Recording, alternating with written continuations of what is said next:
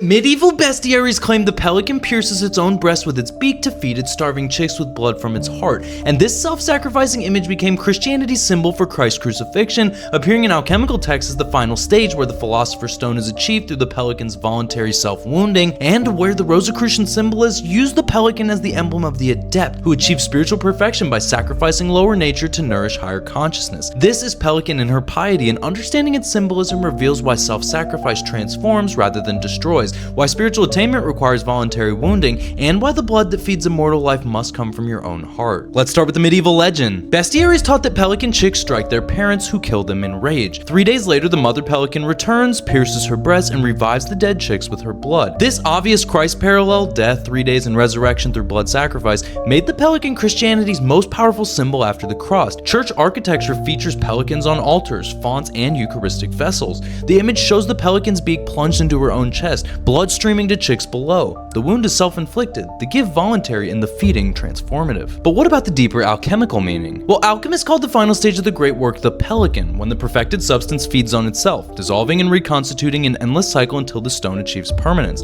The pelican flask, a glass vessel with tubes that cycle liquid back into itself, represents this self-feeding process. The substance circulates through its own heart, refining through repeated sacrifice. The red tincture emerging from the white stone is the pelican's blood, spiritual essence extracted through voluntary dissolution, creating the medicine that transmutes all it touches. And the Rosicrucians use this symbol too. The Rosicrucian rose cross often features a pelican above it. The bird sacrificing itself represents the adept who achieves perfection by offering their lower nature to nourish their divine nature. You're both pelican and chick. The higher self wounds itself to feed the lower self, raising it through sacrifice. Spiritual development requires this internal transaction where you give what's most precious in order to get what needs transformation. The pelican's voluntary wound represents a conscious choice to suffer for growth, not passive victimhood, but active self-sacrifice that produces new life. The adept deliberately opens their heart. And of course there's the Eucharist too. This is my blood, given for you. Christ's Eucharistic words echo the pelican legend. Both offer blood from their heart to nourish those who would otherwise die spiritually. Catholic theology sees the pelican as Christ type,